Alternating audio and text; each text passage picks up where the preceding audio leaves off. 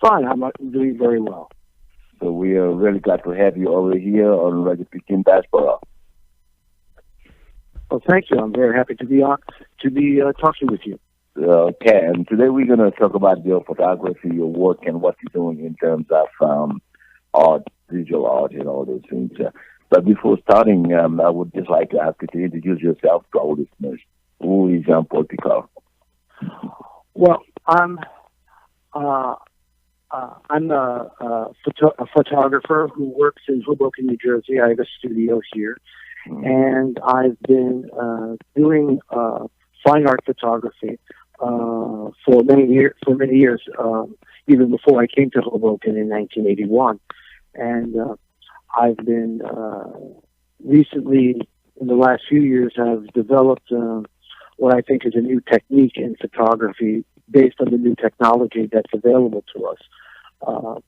So I've been working in that venue to do that. But I've been a traditional photographer, even having done my own black and white and color processing in the when I first had gone to school in 1970s. Yes, your work is really intricate, and for me, if I have a look at it, it's like you're painting with computer. Yeah. Yeah. Yeah, I've had many painters feel the same way, and I've been very impressed with the work. Part of it is that there is with the stuff that you saw at the museum, what I did was I painted it's a material that allows the pigment from an inkjet printer to adhere better to the paper, because most printers, most papers that are designed to be printed with digital printing has a sizing on it. But most art papers don't have a sizing. So I put basically a sizing on the paper, and it does two things. One, it is white, so it sticks, it is a contrast to a color surface paper. And then, because of the brush stroke showing when the pigment goes on, there's an actual painted quality to it, which I like a lot.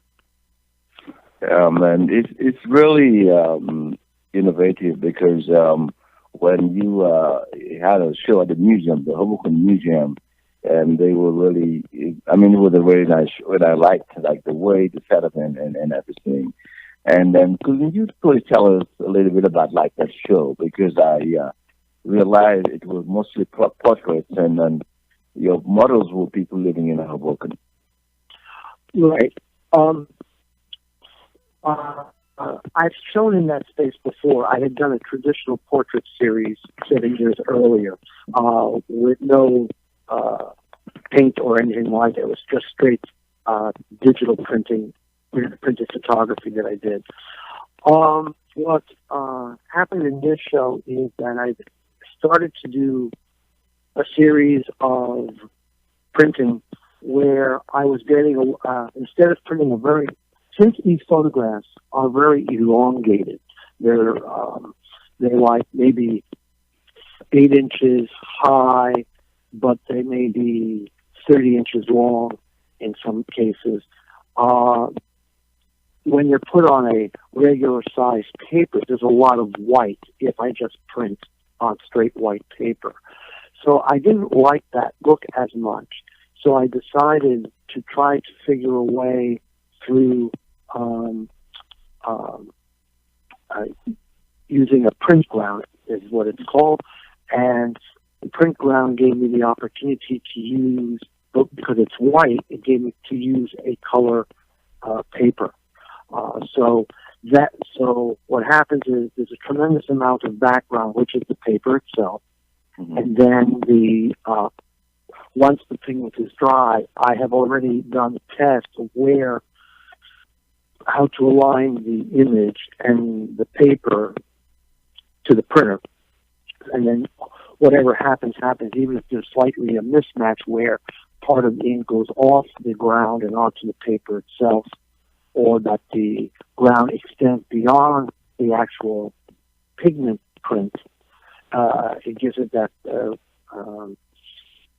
feel. It's actually a feel that originally started with the 1850s when a photographer would go into a dark room. They would take a paper, and then this is totally darkness, so they have to do it by feel. And then they basically painted silver halations onto the paper. It would dry, and then they would put a glass negative on top of the paper. And then when they sandwich it in what was known as an easel, which was glass, the glass, and then the glass negative, and then the paper, they would bring it outside into the sunlight, let it expose a while, bring it back in, and then in total darkness again, develop the paper.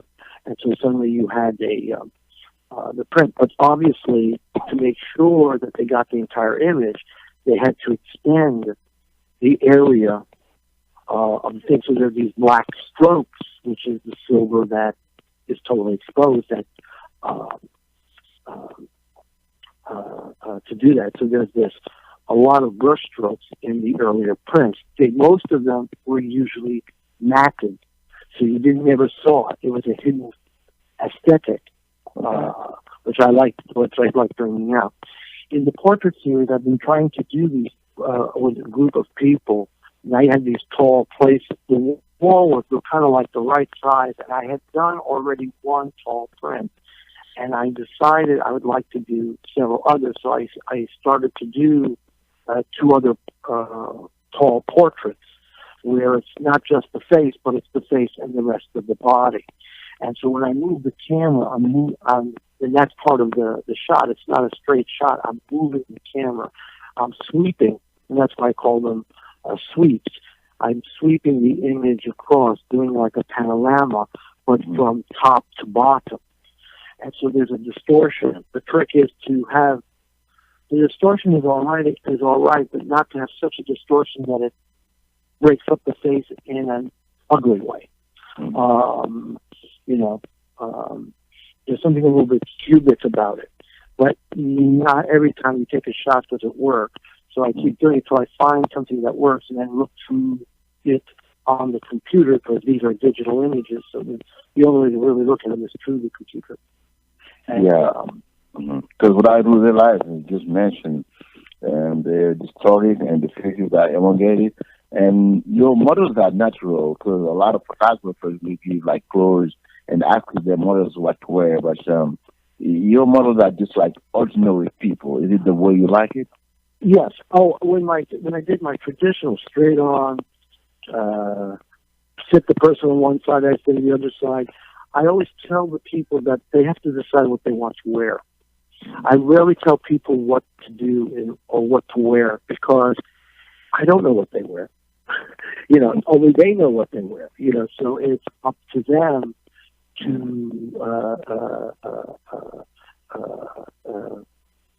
do that. There was only one person I told a person to when I did a straight portrait to wear shorts, to wear sleeveless shirt, because he was tattooed. And I wanted to show the tattoo. I said, would you mind if you wore if you have a sleeveless shirt, would you wear a sleeveless shirt? Because I would really like to see the tattoos as part of the portraiture. And he obliged me with that, but he decided the color and stuff like that.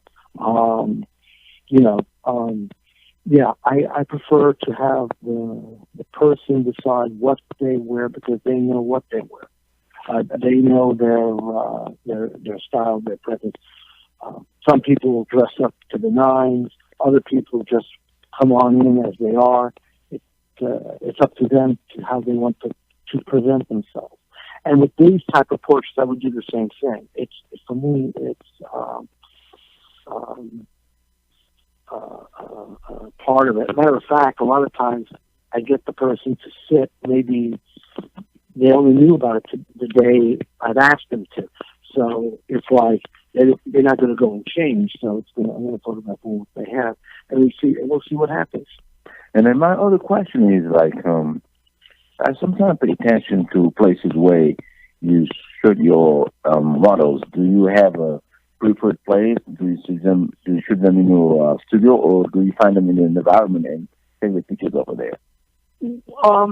It sort of depends. I mean, there was in the three photographs, they were all done at the Million Weather Studios.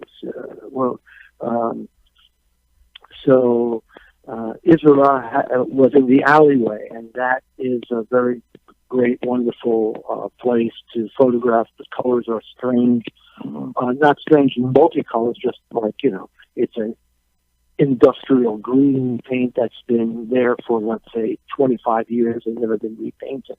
The one that was Louis Carbone was in his studio, so it was an off-white wall. And the only reason why it was off-white was because he's away from the wall, so the wall goes dark because of the light. And then there was Saeed, who's from Paris. He had come around, and I shot him in the alleyway. So the alleyway is a great place to photograph. There are better places than others. The one thing is that I have to be careful with shadows. Sometimes the shadows, in other words, if I have spots of light and spots of deep shadows on the face or the body, when I'm doing the movement of the camera, it actually crushes everything because there's an absence of light. And so it can distort it to the point of, no, that doesn't tell me anything. It's like a real abstract toward another. So I try to stay away from that. I had photographed to see if it would work better, but it didn't. So I have to always be wary about how the light comes on the person to do that.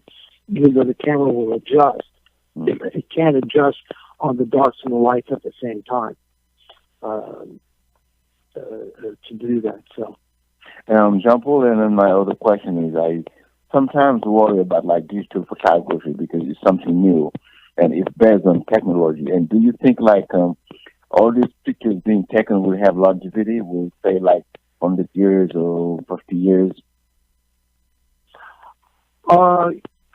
Well, photography is right now. Let me see. The first prints were in the 1820s. So we are about to be at the 200th anniversary of photography as a print medium. There were things. The camera is older, and experiments and the very minimal photography process started earlier than that. But the imagery is there, and we still have some of these images still in place. The technology of the digital allows for two things. There's a less chance of fading of the images if they're permanent longer, and there's also the fact that because they're digital, depending on what you're doing, it could be reprinted.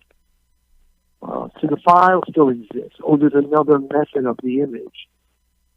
And nothing prevents me, and I have done this, I have taken my photographs, which are both, I hate the term analog, but they're both physical and digital.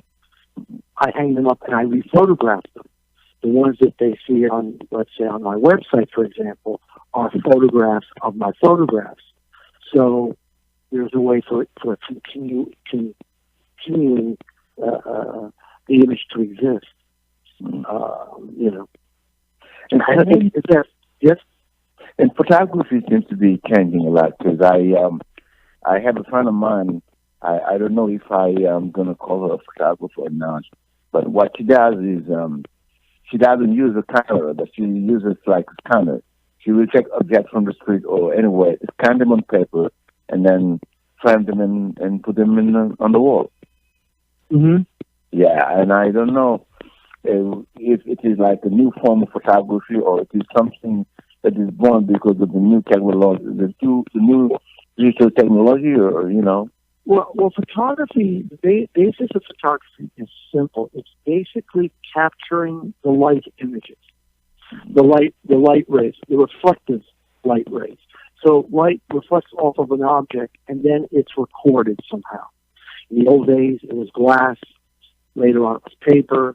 Then it was plastic, film. Now it's being done digitally, and there's no chemistry involved in the sense of development or fixer. It's the sensor.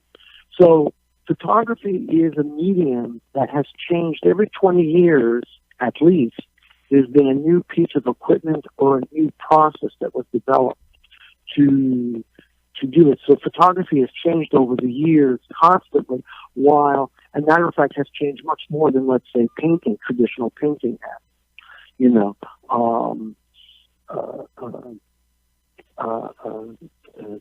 to do that. I mean, now people like yourself are experimenting with, you know, or not experimenting, actually accomplishing work on glass, painting on glass, and to do that type of thing, and using different paints that you have, which are not necessarily like you find necessarily in an art store or in tubes or anything like that.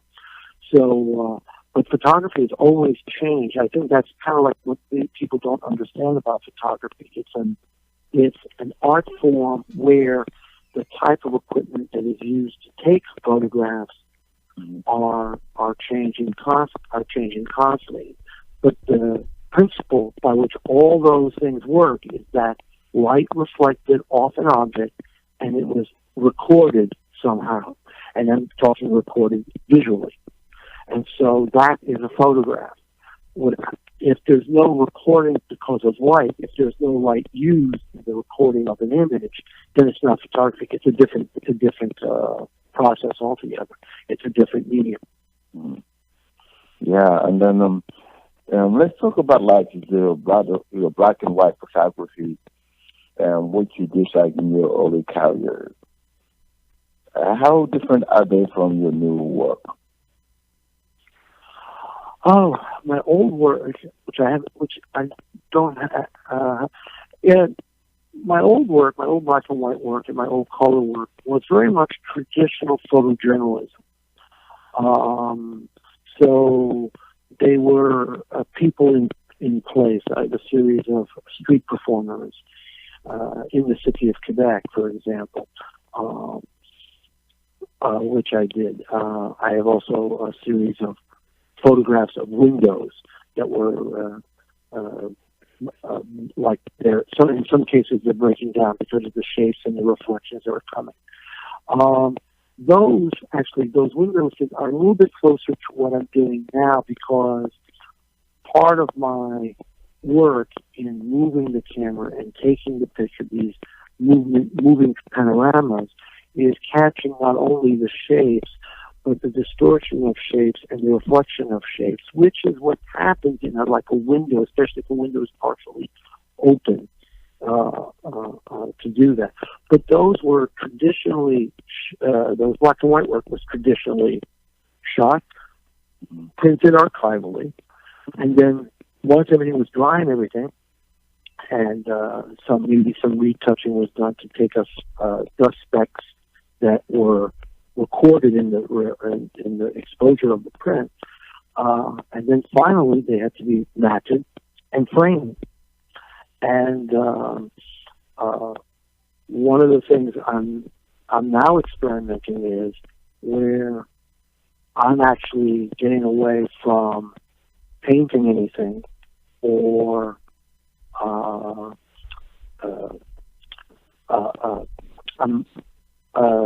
go back a little bit. I'm taking photographs and I'm actually cutting out the shape that actually appears in the camera. So sometimes when I do these panoramic images, they're not a perfect rectangle, but they are in a shape. And so I'm freeing the shape from the bounds of the rectangle and actually making it's a shaped image that will float on the wall. So there is no frame, there is no edging, white edging or color edging. It's just the image floating on the wall. It's adhered onto a substrate. um, that's very stiff and permanent. And it was one of the last pieces I created for the show, and I got a lot of rave reviews to do that. I'm trying to sort of like bring photography to where painting is now, where it doesn't have to be in a rectangle to be a painting. That tradition is disappearing. Painting shouldn't be in frames. That's been like that for a long time. So the idea of being able to create image, and people are resisting this, I've noticed. They can accept it with painting, but they can't accept it with photography. And then you seem to be experimenting a lot of things with your photography. And some images are distorted, elongated. And you have the panoramic like theme. And then do you also do like photo collage, digital photo collage? Well, everyone thinks that my work is photo collage, and it looks like it, but it isn't. Basically, the image that comes out of the camera is how it appears. It's not manipulated in the computer in the sense that, I'm taking an image from one photograph and putting it on another. I have done one or two photo montages. I have done that. But most of my work isn't montage. Something to know now. As you look at a beautiful photograph of a building or of a street scene, what happens is that most cameras and high-definition photographs are actually multiple photographs that are then the computer program decides which is the best. So then, instead of a highlight being too light, a dark area being too dark, the camera chooses the different exposures to make the one image. So actually, many professional photographs today are actually photo collages. You just don't know that. When I show my work, you absolutely know whether it's a photo montage or not. It's very clear. If I have two separate images on top of one another, yes, that's a photo montage. But if I have a shape image floated on paper or its own piece by itself, nope. That's how the image came out of the camera. And so I'm trying to be more honest with my audience by doing it that way. And again, people kind of like, well, wait a minute, what do you mean? And they're kind of, they're a little unnerved by that concept. Yeah, but like in digital photography, what is the most important thing? Is it like the computer program or the camera, the printer, or the camera? The photographer. It's the photographer. I mean, it's the photographer. You know, what's the most important? You know, for you, what's the most important thing? The glass, the paint. You know, it's you. It's you. It's what you bring. It's of course what you bring to it and all that. We're always looking for the better camera. So the camera because that's, especially nowadays, the camera is receiving the file, is recording the file. There's no film in there. Even if you had a card, it's not being affected by the card or by the sensor. It's not being by the card or the memory that's held in the camera. It's actually the sensor. So the more sensitive the sensor is, the better quality image, the larger quality image. So it allows me to make it bigger. So yes, I've seen my work improve when I get a newer camera. So there's definitely an importance with that. But in the end, it's the photographer. And also, in the end, it's whatever camera you happen to have in your hand at the time. And more so today, that's acceptable. Look at TV. When they see we're watching storms all over the place now, right? Half the images are terrible. Why? The security cameras watching a car being blown across the parking lot.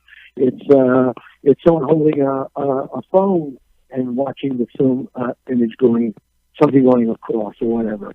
And the reason they're showing that, because they didn't have a professional there. They didn't have professional equipment.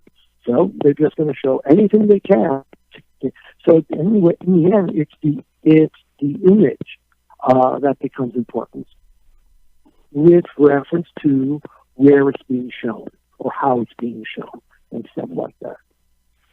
No, let's talk about like copyright and photography, because a lot of photographers upload their pictures on the computer, and sometimes another man from another part of the world can take the image and use it for other purposes. How do like photographers feel about like all this new technology and copyrights?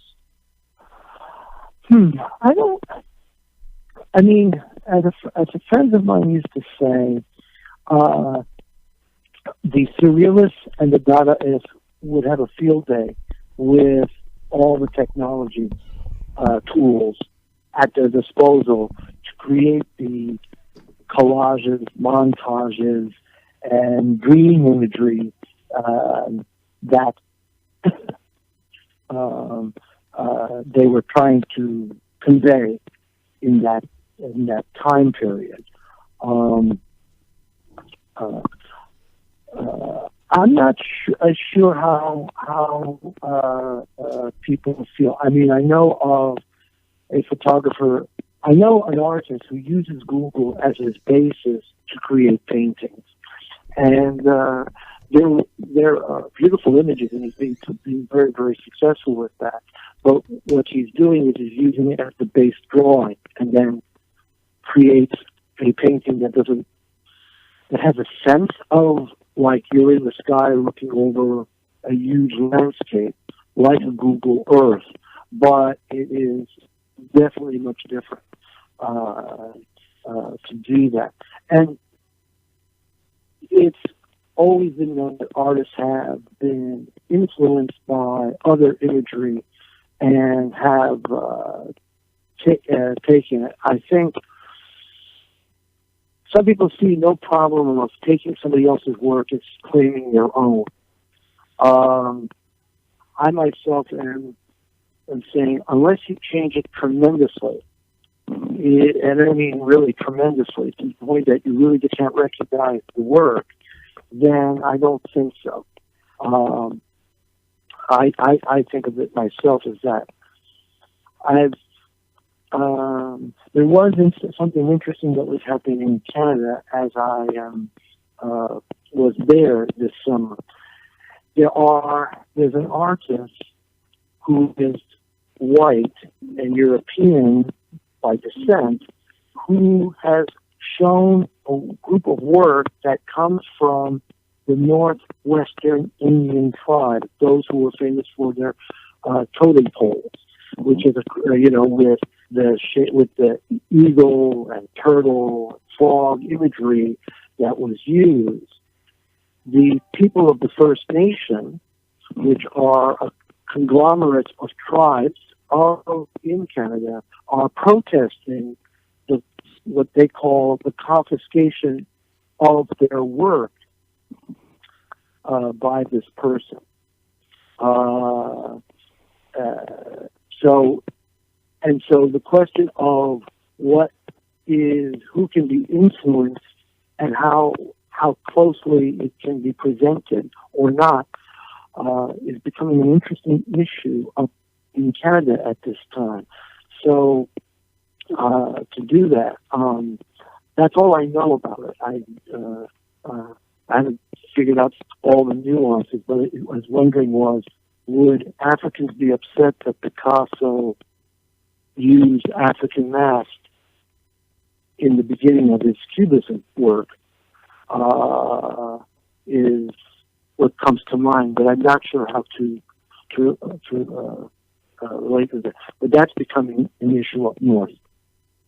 You know what I call this is not like confiscation, but I call it like cultural appropriation, because you appropriate from another culture, like Picasso did to create like Cubism, and so many other artists are doing it. And I think people should be more flexible about that, because the world is changing, and there's like a cultural mutation, and that and artists move and they create, and they want to combine what is their culture with other cultures.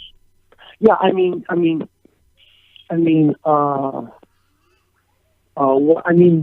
that's what basically influenced my work when I took it.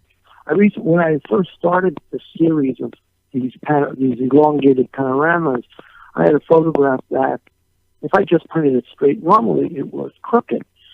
So when I decided to have a lot more white background and then tilt the photograph, then it looked right. And it looked right even though it was tilted. It looked right even though it was a rectangle on an angle.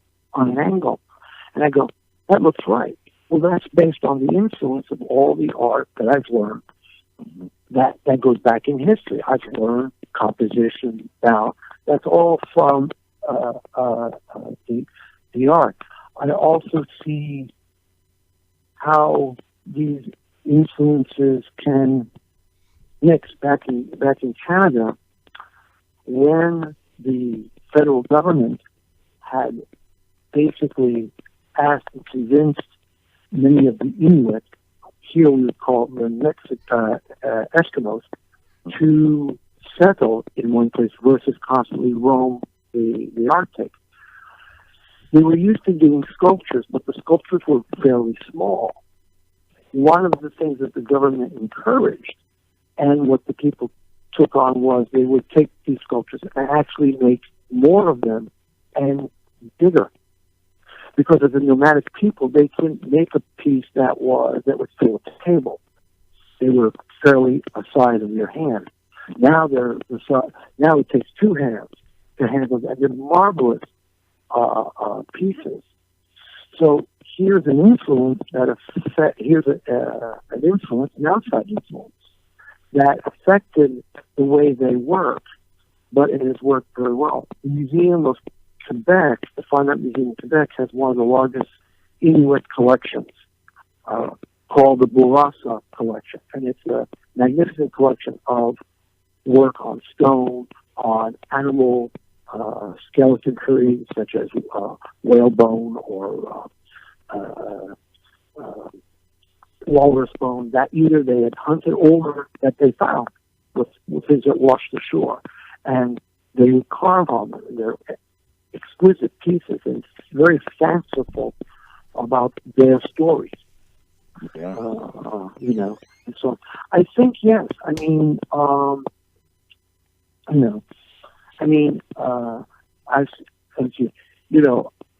like the clothes you wear. So I'd like to get a suit like yours. And I don't think I would be insulting anybody by wearing like a suit like you would. These colors and these fabrics, these patterns, and this repetition. I can be influenced. I can be very much influenced by that. As well as your paintings and stuff like that. There is I think that people have to allow. The one thing you can do is not visit the show if you're that upset with any work that you don't like, or whatever. You don't have to. You yourself don't have to accept it to do that. I think what they're doing is that she's stealing. They feel that she's stealing their thunder because basically she's gotten into a gallery that no one else has at least no one else got in, and I don't know why. Is it because they didn't approach the gallery in the first place and all that? They might be arguing that the gallery would have never accepted this visual work because they were Inuit, not First Nation, but because it's a white female, oh yes, she's acceptable. That might be what the issue is. I'm not sure. But I think people should be, I think we're influenced by everything around us. Yeah, we're influenced, but people are scared of cultural changes and cultural differences. And if you see the reason why America is rich, New York is rich, is because of all these subcultures. Because American culture consists of subcultures. You can find Indian culture, African culture, African American culture. Absolutely. And that's what makes culture really, really strong. Right.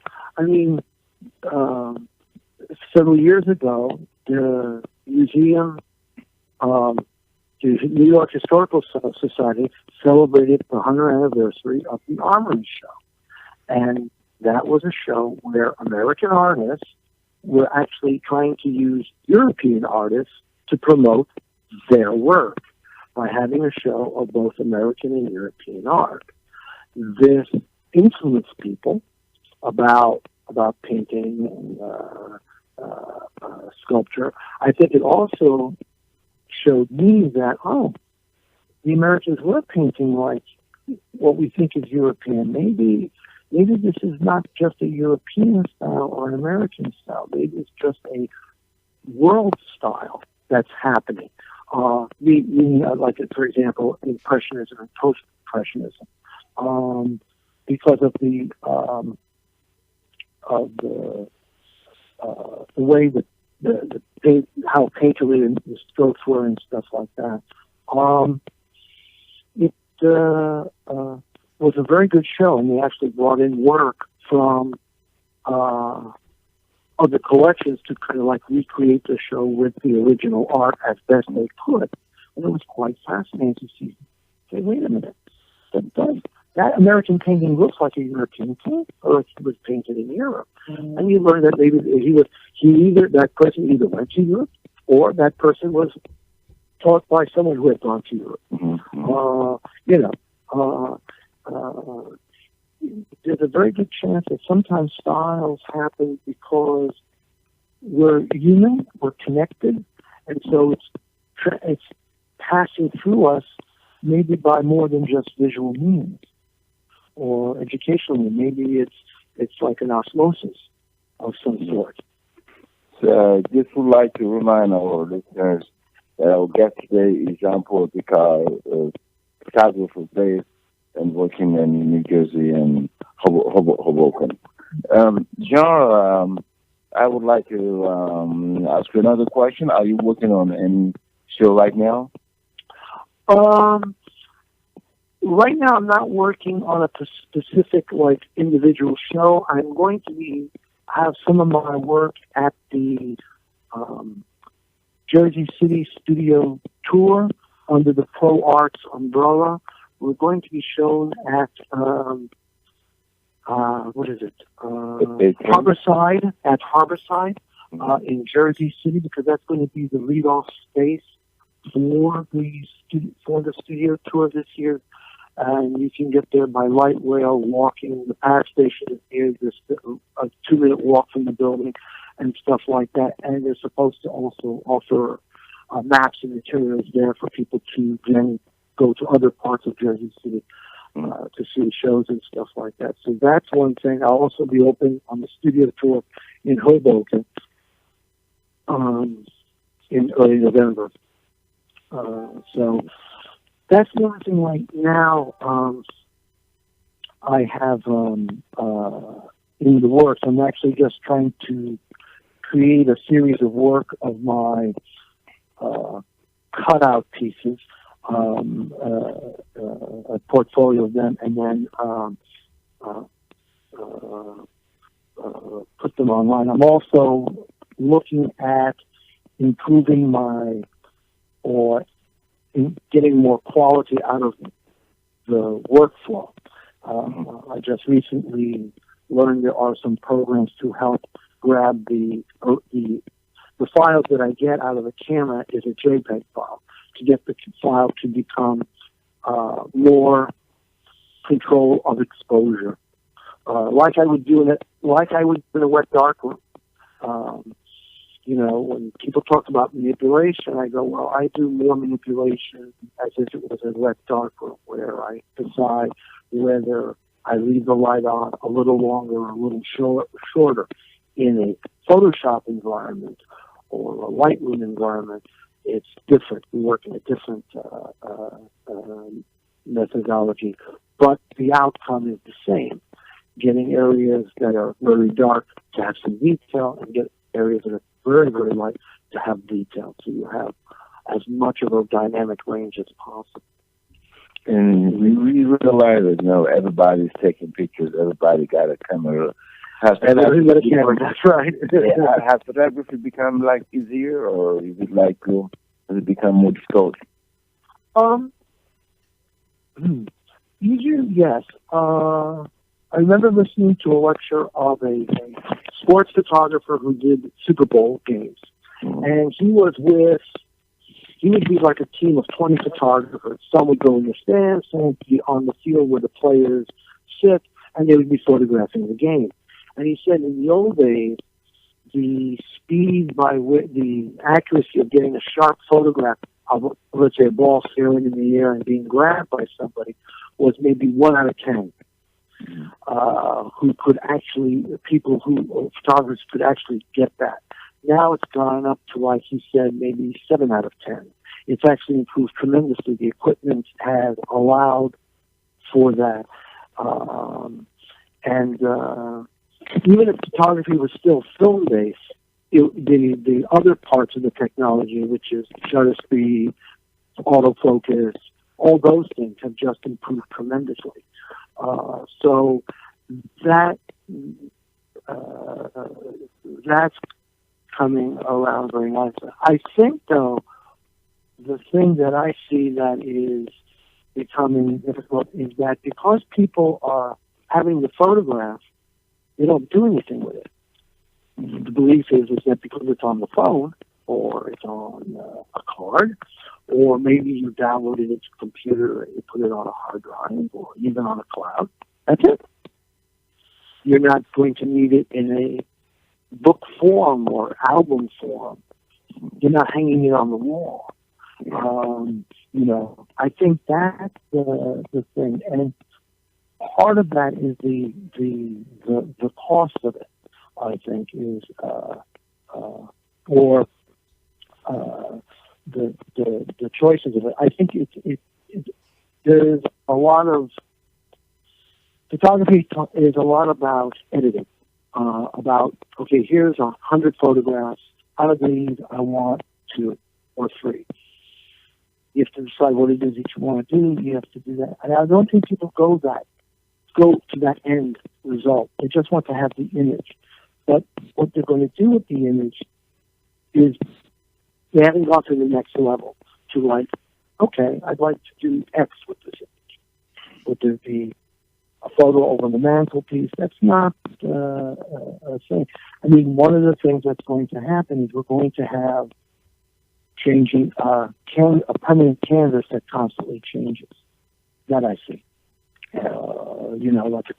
Like a monitor, large screen. And so the images, well, how do you show those images? What I'm tired with is I see a lot of websites where the photograph fills the screen, but because it fills the screen, you need navigation on there. So all the navigation is on top. Oh, and you have to have words on it too. So now this beautiful photograph is just a simple background. And I'm going, wait a minute, is this about your photograph or is this just about something else? Because you're not treating your art with respect. It shouldn't be a background. It should be the piece, And, I sometimes think that scientists have turned adults into kids because of all these new devices, digital devices. You cannot be on a train or on the train station without seeing somebody taking pictures, and most of the pictures taken are after erased. So they use it for other purposes. Right. I mean, And then at the same time, even though we use the devices, we are scared of them because nobody want to have his picture taken by people you don't know. I mean, that's yes. But people being afraid of having pictures taken or even having pictures taken of something has always been around. That has been something that I have experienced quite often. If I photograph a house of worship, especially a Jewish house of worship, I will be stopped by police of the times we live in this area. So um, you're not allowed to photograph inside a subway car. You're not allowed to photograph inside a train station because of the times we live in. And it's not to catch the person doing something bad in the train station. It's giving information to others who want to do harm to us. And so photography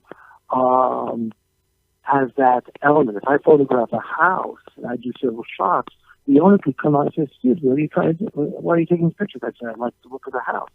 "Why are you concerned?" "Oh, I think you're going to give the photographs to somebody to rob me." Okay. I've had that happen to me. And this was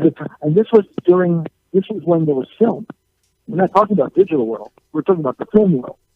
So if it's been suspicious from that point, it's kind of growing more so. Yeah, and people, this happened to me, I think, in Brooklyn. There was somebody, I don't know what he was selling in front of his store, and I started taking pictures. The guy angrily get out of the store, walks towards me. "Hey, what are you doing?" And I said, "Well, I'm doing my job." And he was like, "What's your job?" I said, "I'm an artist." And he started smiling. Okay. Yeah. I was like, "This is my job because I'm an artist. I like taking pictures of like beautiful things I see on the street." Still, we all scared of like images being taken because we don't know where they end up. Right, exactly. Yeah. But yeah, I think this is one of the main problems that photographers are having right now. It's not like before when you can't take pictures of everything you want without being stopped or being questioned. Right. It's also the fact that if you do it with a phone, right, well, are you a real photographer or not? The person who's asking, the person who's questioning doesn't know, but assumes that the person with the phone is not a professional photographer. Because if that person was a professional photographer, he would have something more substantial in equipment. Yeah. And that may or may not be so. But that plays into a role. I always tell people that if I'm photographing something, I go, well, I'm walking by, I'm interested in the store, I photographed it, so I remember to come back. It's to do that or to do something interesting. But there is, it's our new, it's our new, the phones are our new image swipes. The New York Public Library, I don't know if they still have it, but they have a collection of images and their catalog based on what the image is, cars and subcategories accordingly. So illustrators used to go there. They would go ask to see the collection of cars. They would go through, pick maybe 50, and then they would be counted. You'd be registered. You had the library card, and you had it for a week.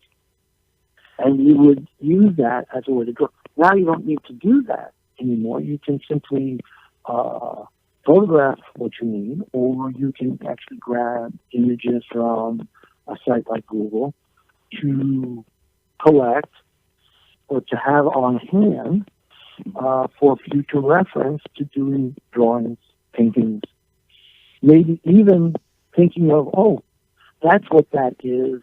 So I have that as a remember of photography about to photograph a specific, like a specific animal. What does that animal look like? Oh, here's 100 photographs of that animal. Okay, now I kind of know what it looks like. I can now have a chance to photograph it, or object or whatever. Yeah, because we are being fed with a lot of images, and sometimes I say all these images are too much to digest. Too much what was that? Yeah, we are being fed with a lot of images from everywhere, right. And sometimes these images are too much to digest. Yeah, Yes, Yeah. just to digest. Right. Oh, absolutely. That's that's true. That's very, very true. And sometimes one of the ways that a person deals with that multitude of imagery is to ignore it. Yeah. Yeah, I mean, the bombardment of imagery is become more and more. It's starting to become a clutter. Yeah. It's starting to become a clutter. But in a world where we're multi-cultural, one of the things is called multi-language, and so images help cross the gap between what we're able to say or to read and the image. We know a little bit more about what we're reading about or talking about or seeing if there's an image that refers to that story. And if someone is not proficient in the language that this image is appearing in, the image helps that person understand that information. Yeah. Photography is becoming more of a learning tool to do that. I'm learning about repairing computers, and I'm using visual aids to see it, and so I understand where things are. And I'm actually acquired images for a class that I'm teaching, where I want to show them what I used to do with my old computer, which I don't have anymore. But I found the photographs so I can actually demonstrate a little bit of what I was doing when I was working on this old computer.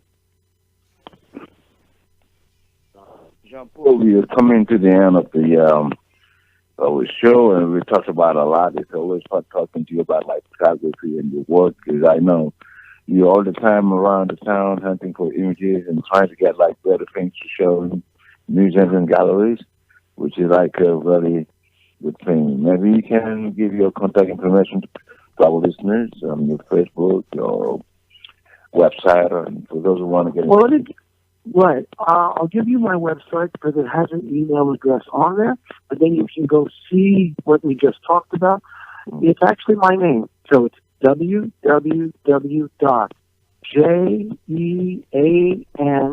then there's a hyphen, PAULPICARD.com.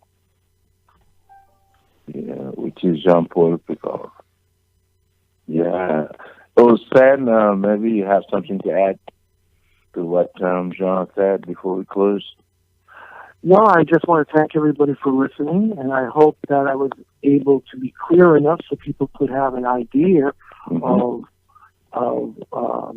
what we were talking about. If you visit my website, you'll actually see more of what I'm talking about, and I think we'll be able to make the connection. Well, yeah, and then please, guys, check his website. You're going to see more of his work, and if you want to get in touch with Jean-Paul, please send him an email, and then you can look him up on Facebook and see more of his work, and you're going to get in touch with him. Okay. Hello, Sam. Thank you very much. Yeah. Yeah, Mr. Hello, Ndoye. Sam. Yeah.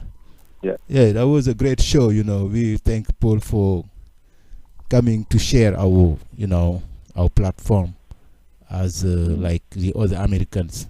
We open to them, and they're doing a wonderful job that need to be known, that need to be known. So we thank Paul so much for coming to us today, and I hope he'll be back again soon.